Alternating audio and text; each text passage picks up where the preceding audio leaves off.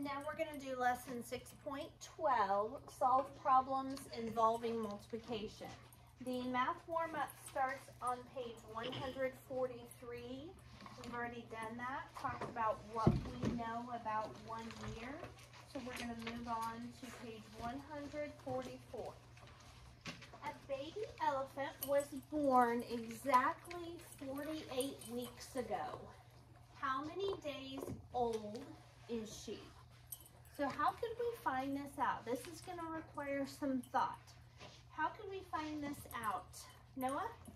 We know there's 7 days in a week. Count up until we get 4. Okay. We're not going to count up, but From we... 7, 14, 21, 28, 35, 42. You have to keep going 48 times. So let's multiply. All right.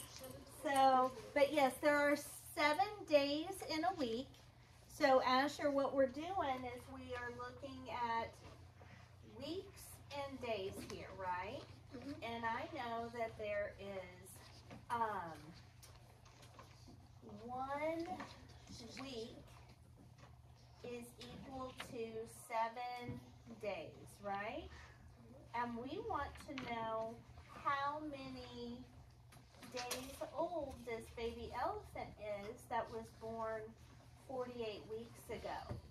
So remember, this is like a measurement conversion. So what do you multiply 1 times to get 48? 48. And if you do it to the top, You do it to the bottom. so we are multiplying by 48. And so we're going to come over here and do 48 times 7. Okay, so to start with, let's use the standard algorithm as much as possible today.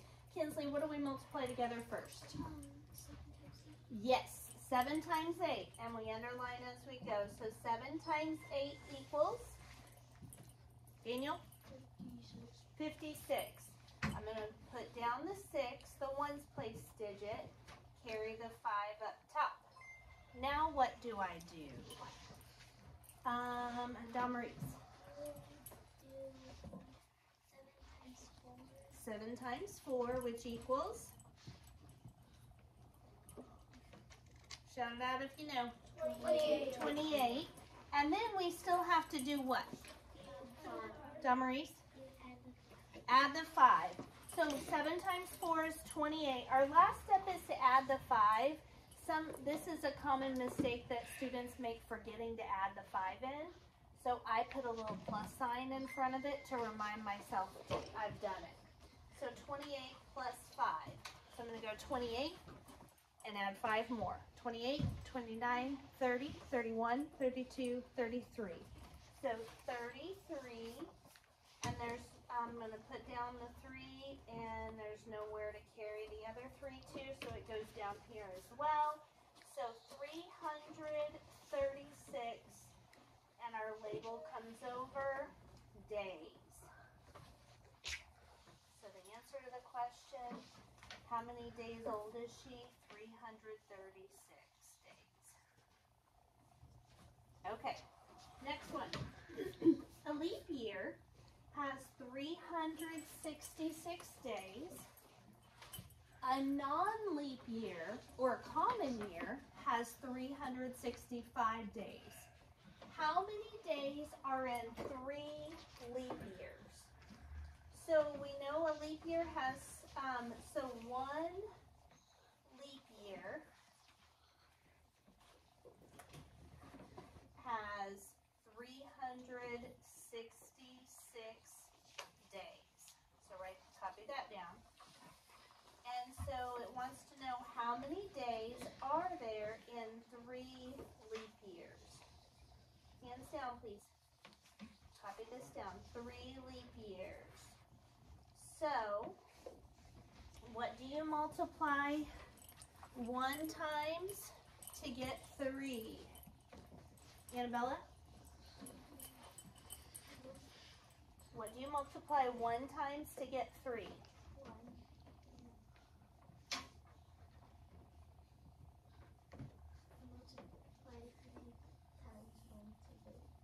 So so you're trying to get from 1 to 3. So what do you multiply by?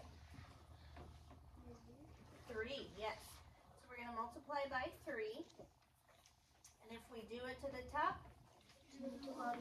so our problem is 366 days times 3 years. So I'm going to start with, what am I doing here? I'm hitting the wrong button. All right. Okay, so we're going to start with 3 times 6 is 18. Put down the 8, carry the 1. Then 3 times 6 again is 18. Plus 1 more is 19. Put down the 9, carry the 1. Then 3 times 3 is 9. Plus 1 more is 10. So the answer is 1,098 days. Remember, Kylie, you can raise your hand once you get enough if you're on the front row or making a video. Okay? What is this? Okay, let's see. You've got a lot to copy down. You're not copying down what you're supposed to. All of that should be written. All right. In our calendar system, some months are 31 days long, some months are 30 days, and 1 month, February, is either 28 or 29 days long. Right? You guys know that? What if the calendar system changed so that each month has 31 days? How many more days would there be in a year? So right now we have how many days in a year, Daniel? 365. So it wants to know if we changed it to 31 days in every month. How many months were there again in a year? 12.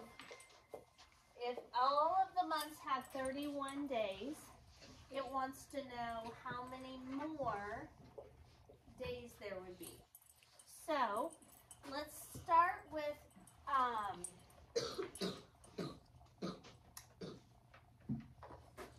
I have not yet shown you how to multiply when you have 2 digits on the bottom. That is an extra difficult, or it's different from the way that you do regular multiplying. So watch closely. We're going to start and we're going to pretend that 1's not even there. Okay? So I'm actually going to write it in red because we're going to not deal with it at all right now. Okay? Ready? Red means stop. So we're not doing anything. And we're going to do 2 times 1, which equals 2. And then we're going to do 2 times 3, which equals 6. So we're done with the 2, right? Now we're going to multiply the 1 times numbers. But the 1's placed, or the 1 is not in the 1's place, is it? What place is it in? Shout it out. The 10's place. So that means this is the one thing about the standard algorithm that Asher can make it a little bit more challenging, is each time we multiply the bottom number times the top, we do it on a separate line. And now we're going to multiply 1 times 1, but we're going to put a 0 placeholder because this 1 is in the 10's place. So I'm going to put a 0 placeholder, and 1 times 1 is 1. And then do 1 times 3, which equals 3. And now we add them together. Okay? 2 plus 0, 2. We're adding 6 plus 1, 3 plus nothing, 3. So 300, so every year would have 372 days if we changed every month to where it had 31 days. So let's find out how many more days that would be. So we're subtracting, we're finding the difference, bigger number on top. What is 2 minus 5? Can't do that. Can't do it. We borrow from the 7, make it a 6, make the 2 into a 12. 12 minus 5, 7. So how many extra days? 7. All right. I'm gonna write 7 more days. And we did that by multiplying 31 times 12. And we did 2 times 1 and got 2, then 2 times 3 and got 6. Then we added a 0 placeholder, and we went 1 times 1, which was 1, and 1 times 3, which is 3. And then we added those two together, and we got 372. And then we subtracted 365 from 372.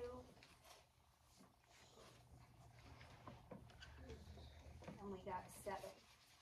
Okay? All right, next page. And if anybody didn't get a chance to copy all of that down, then I'll put it back up when we're finished. Lynn's family has collected 2,074 nickels over the years. How many pennies are worth the same amount? So let's start with writing down the measurement conversion. So 1 nickel is how many pennies? 5 pennies. So write that down. And how many nickels does Lynn's family have?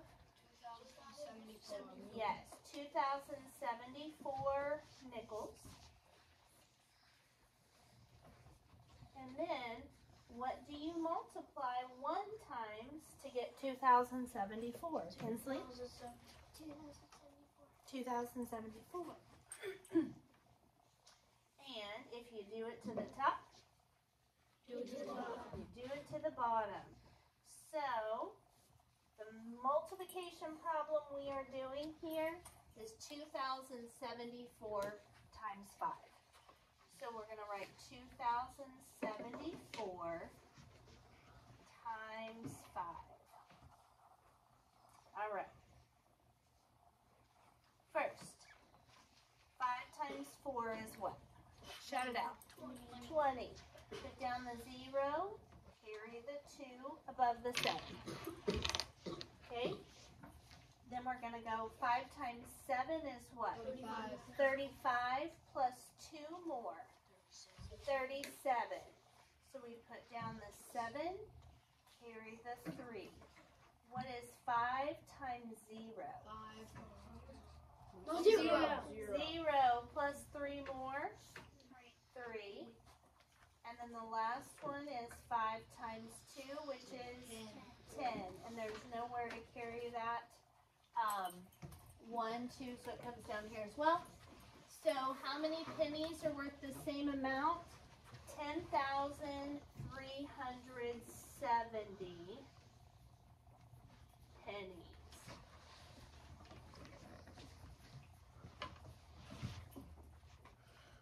All right. Lynn's family saved 2,074 nickels each year for 4 years. No, if Lynn's family saved 2,074 nickels each year for 4 years, how many nickels would they have? So what are we going to do on this problem, Mason? 2,074 times 4. Yes, sir. Nice job. 2,074 times 4. So 2,074 times 4. And first thing we're going to do is multiply 4 times 4 is 16. Put down the 6, carry the 1. And I forgot to underline 4. Now we're going to do 4 times 7. 28. Plus 1 more. 29. Put down the 9. Carry the 2. 4 times 0. 0. Plus 2 more. 2. And then 4 times 2. 8. So 8,296 nickels is how many that they would have if they saved for 4 years.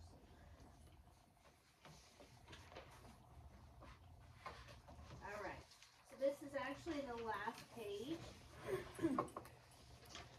because the next page is a summary. Create a situation that involves a problem that can be solved by finding the value of 8 times 1,049. So,